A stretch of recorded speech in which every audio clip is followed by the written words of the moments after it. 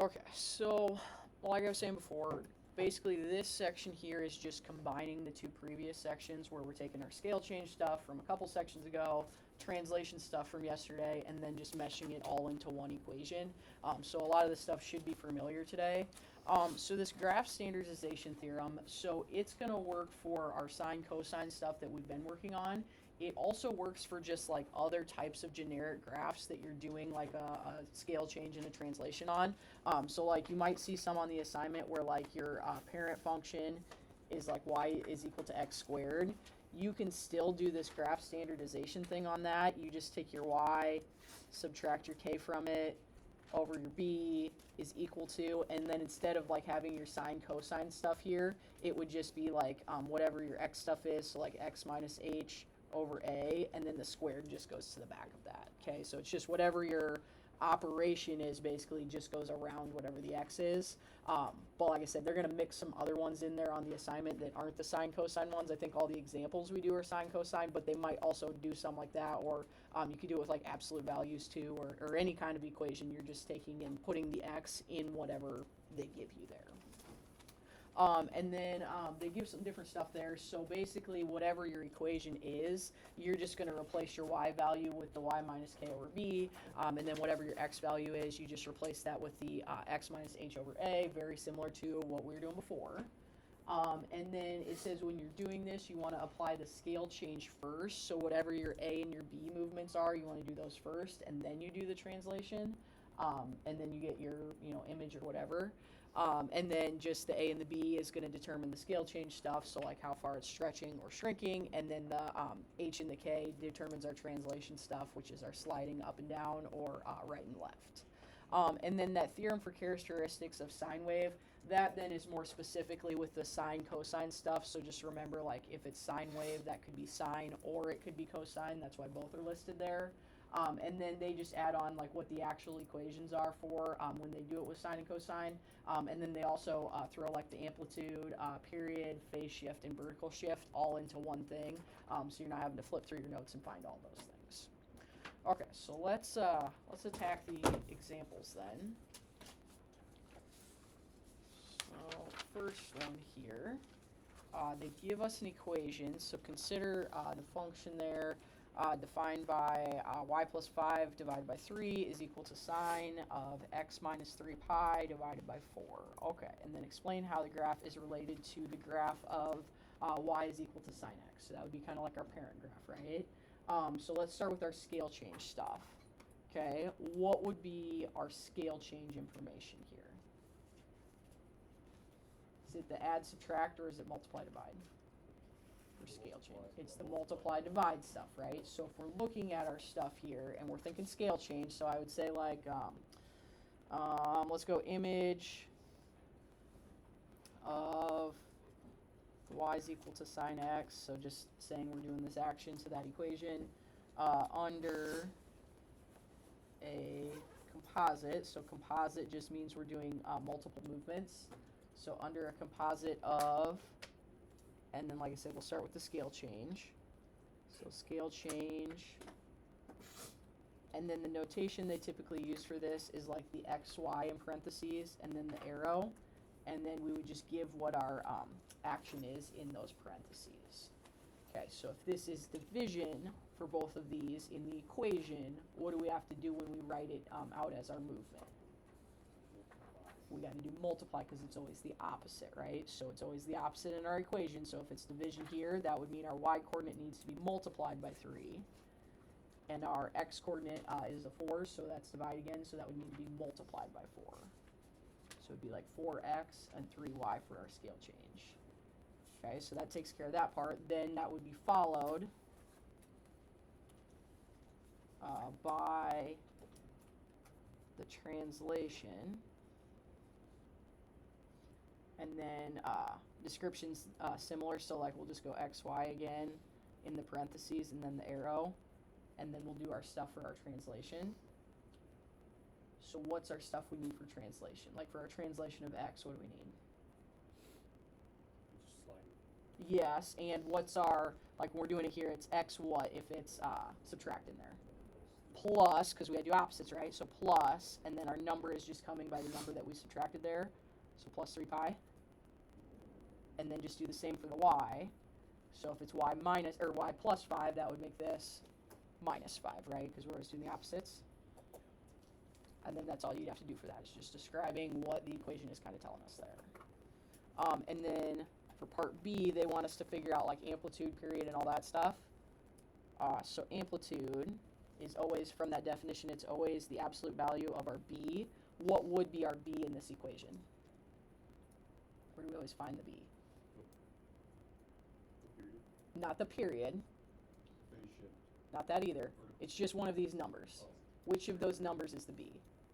3. The 3 is, right? So the 3, because it's always our whatever our y is divided by the B. So that 3 is going to be our B value, right? So wouldn't that just kick out a 3 for our amplitude?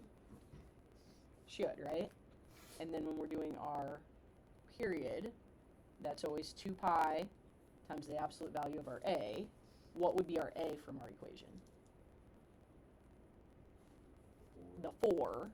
So it would be like 2 pi times the absolute value of 4. Well, we know absolute value of 4 is just 4. 4 times 2 pi, 8 pi for the period. Then they want vertical shift and phase shift. And again, phase shift is just our horizontal one. Sometimes they call it horizontal shift, sometimes they call it phase shift. I don't know why they switch back and forth, but they do sometimes. So our vertical shift, which of those numbers is dealing with our vertical shifting?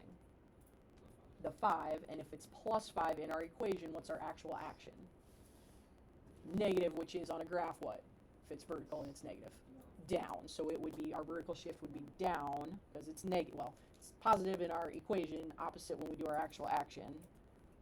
So down 5. And then our phase shift is which number? The 3 pi, and if it's subtract in our equation, what does that mean in our like actual movement? Plus, which would mean we're going to the right for horizontal. So it would be right 3 pi. And again, that stuff is similar to what we've been working on before. They just put it all in one equation. All right. Next one here. Same concept, except for this one here was set up exactly how we needed it, where like the y had its like, you know, plus 5 and divide by 3 and stuff on that side already. Here they've got it simplified out where the y is by itself, so we got to get our y stuff to that side. And then here we're also going to have to do some separating with the cosine, because it's not just 2 times and then a parentheses there. Like, it's not like the, so it's not this. So if it was like that, 2 would be like our movement we're doing, so like a half.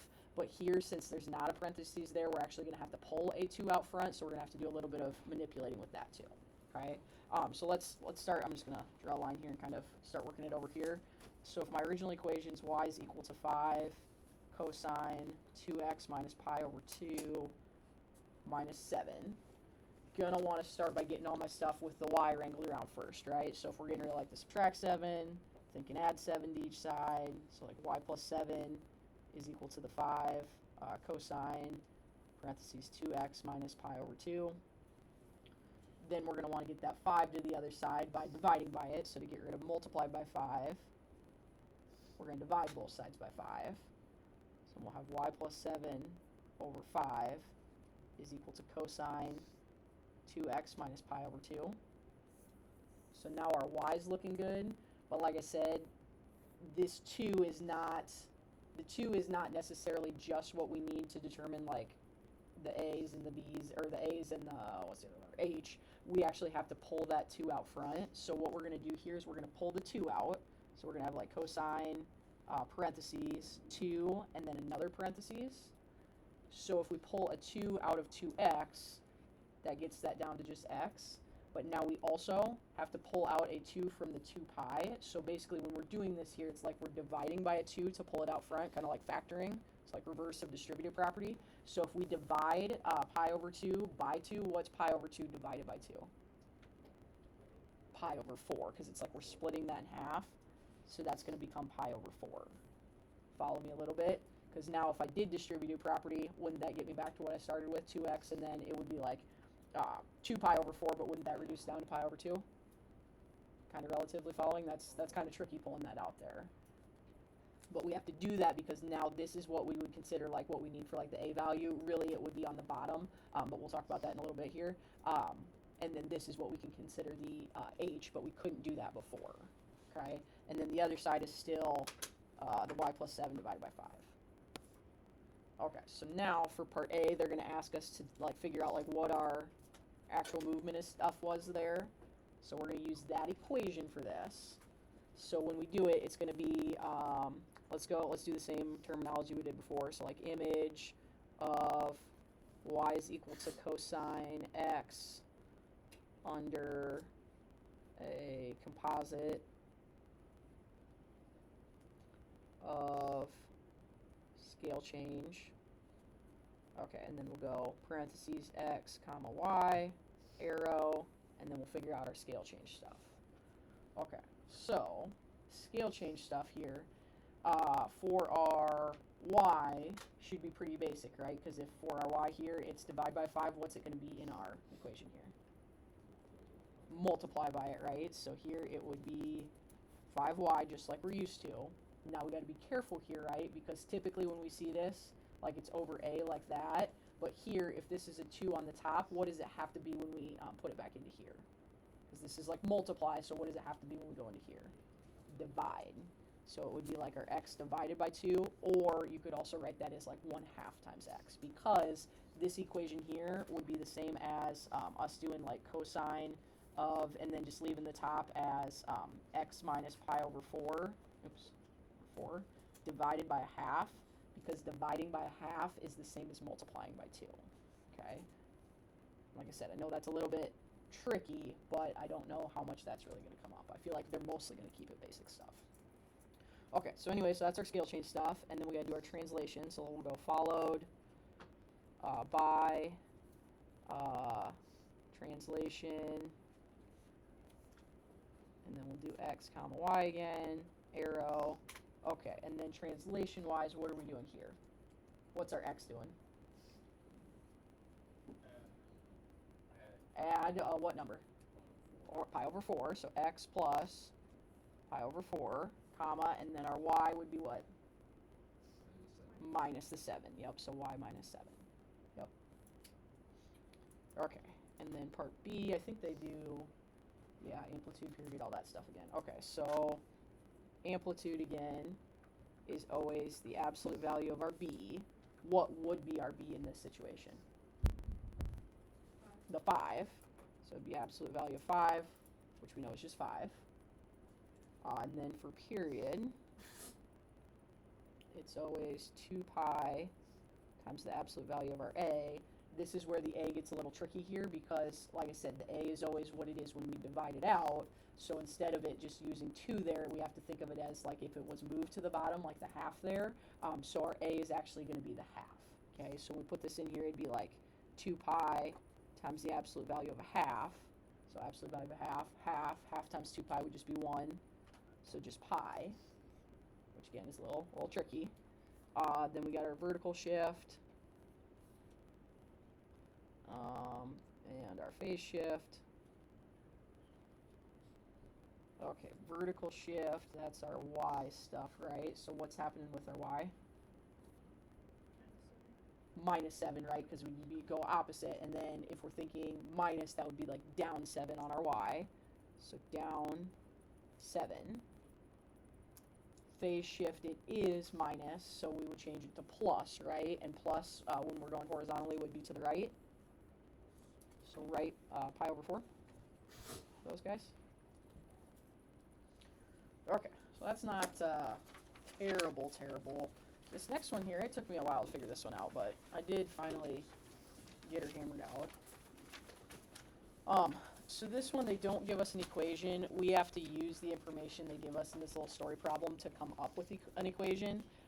So we got a clock is rotating the hour and minute hands around on a building.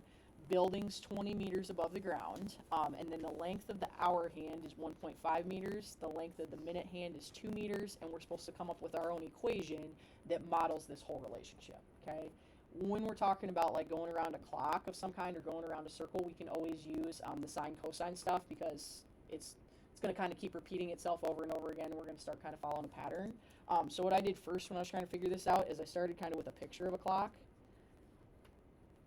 And the only one we need is the minute hand, because the directions just say something with the minute hand, so we don't even need to know the stuff about the hour hand being like 1.5 meters. We just need the minute hand.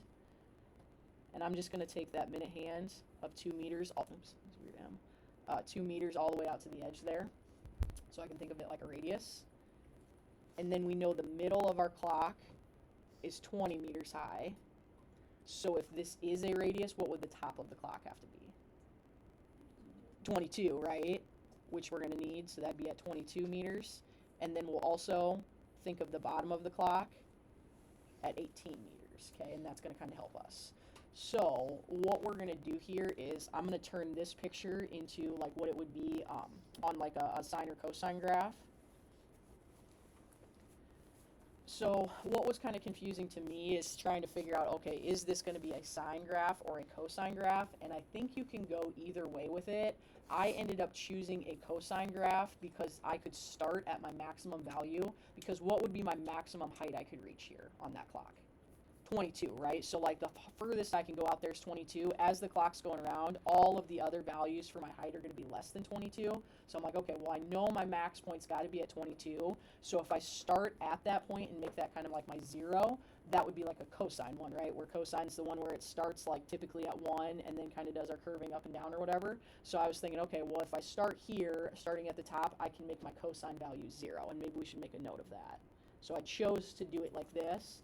So I chose start at the top because then my cosine would equal 0. So then that helped me determine that I would pick a cosine graph. And that was one of the hardest things that I was trying to figure out, is I'm like, okay, well, I could do either, but which one's actually going to be easy to do here? I also had the answer key next to me and it said use cosine, but I wanted to know for sure why I was doing that. Okay, so like we were talking about, the max of that at cosine of 0 is going to be 22. So I'm just going to make the max of this at 22, and then I'm also just going to write in the 20 in there and the 18, because those are going to be helpful for us as well. But the start of that graph at 0 minutes gone by is 22. Okay, then as we're kind of walking, or not walking, as we're kind of going around here, when we get to after a half hour, what's the height of our thing going to be after a half hour? The 18. So that's going to be kind of the low point of our graph. So what I did is I did it by half hours. So like 30, 60, 90, and so on there. And I'm thinking, okay, well, at the 0 mark there, at 0 minutes gone by, I'm at my high point. After 30 minutes, I'm now down to my lowest point, right? So if I'm thinking kind of my little cosine curve in there, that wasn't a great line, but that'd kind of be something like that, right? Where it's curving down and then that's my low point. Well, then after 60 minutes, I should be rotating back up to my high point, right? Because now I'm back up to the top. So at 60, I'd be back up there at 22. Get that curved around there. 90 minutes, I'd be rotating back down, and so on there, right? So when it kind of start filling in like that cosine curve, because it keeps rotating around. Yeah, so then what we need to do is we need to use that graph then, now that we've got that information, to come up with our actual equation here. So our general equation is going to be like our y minus k over b is equal to, like I said, we are settled on a cosine equation. I think you could also do this for sine, but then you would have to do more shifting, and I think it could be confusing. So I'm going to go cosine, and then we need our x minus our h over our a value. And then now we just use that graph to come up with the a, b, h, and k. All right, so we know always from our amplitude, period, all that kind of stuff, we can come up with some of those values, right? So I'm thinking, okay, well, if I need to find like my a value, I would need to know my period, right? So it's always for period, it's always 2 pi times the absolute value of a. So if I can figure out how long my period is, I could set it equal to that and figure out what my a is. So period is always like from the start of where our pattern is to how long it takes to get to the end of our pattern. So how long would it take for our pattern to like repeat itself? The 60, right? So basically I'm going from my high point there at 22 to after an hour, I'm back at the same exact point. So that's what helps me determine that period, okay? So what I'm going to do is I'm just going to take my 2 pi absolute value of a, set that equal to my 60, and then I'm just going to divide that out and solve for a. So like there, if I divide by 2 pi on each side, that would be like absolute value of A is equal to 60 over 2 pi. And then we could reduce that down by pulling a 2 out of each of them, so it would be like A is equal to 30 over pi. And then there with the absolute value stuff, I don't think that so technically it's plus or minus because you could have plus or minus in there. I think the reason for that is because you could slide it to the right or to the left with this stuff, so I think that that's where the plus or minus comes into play. I always just make it the positive one, but I think because you can slide it either way or, do your size change in different ways, I think that's why they have that. But I'm just going to always deal with the positive ones. But what that does is that just gave us our A value, right? So now when we're writing out our final equation here, we know we've got cosine, whatever with our x, and we just established that the A is 30 over pi.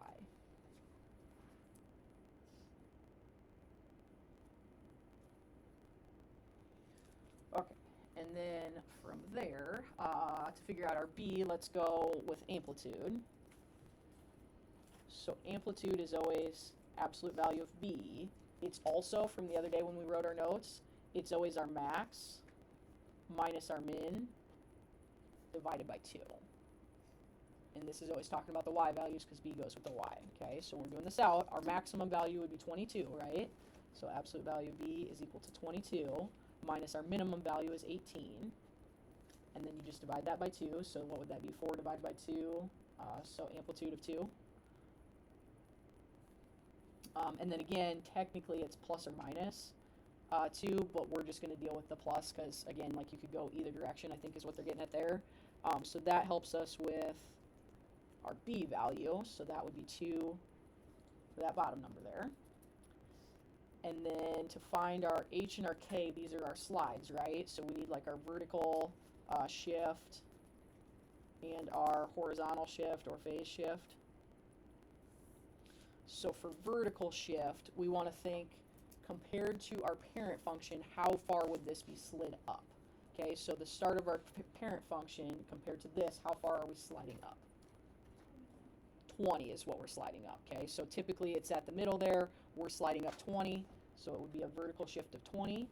And then phase shift is how far we're sliding right or left. Well, here if we're starting at this point, did we slide right or left at all? No, so our phase shift or horizontal shift would be 0. So in there, phase shift goes with the H, so 0. Vertical shift goes with the K, 20, because we're sliding up 20 to where we're starting at. And then typically they want these equations to be y equals. So I would just take this then and do some simplifying and solving out. So I would multiply everything by 2 to get the 2 off the bottom. So y minus 20 is equal to, I'm going to go 2 cosine, and then x minus 0 we know is just x, right? 30 over pi. And then to get rid of, subtract 20, add 20. So y is equal to 2 cosine x over 30 pi plus 20. From there, they do one more action here. So because this is a fraction inside of a fraction, that's also not necessarily proper, like notation or whatever. So they do actually put this up top. So dividing by 30 over pi is the same as multiplying by the reciprocal. So you're going to switch this as well to pi over 30 times x just to get it to match what they need it to be. That's what you got to do. I'm probably not going to get too wound up about that because I know that that's kind of confusing and all that stuff, but if there's something that you need that for, that's where that's coming from, is they're just, to get rid of dividing, they're multiplying by the reciprocal, which is the same thing. Okay? Alright, so that's it for that. That was kind of a lot towards the end there, but that's that stuff. So you got this book page for tomorrow. Skip 7, 8, and 9. They're talking about like some example or something that I don't want you to worry about, so just don't worry about those ones.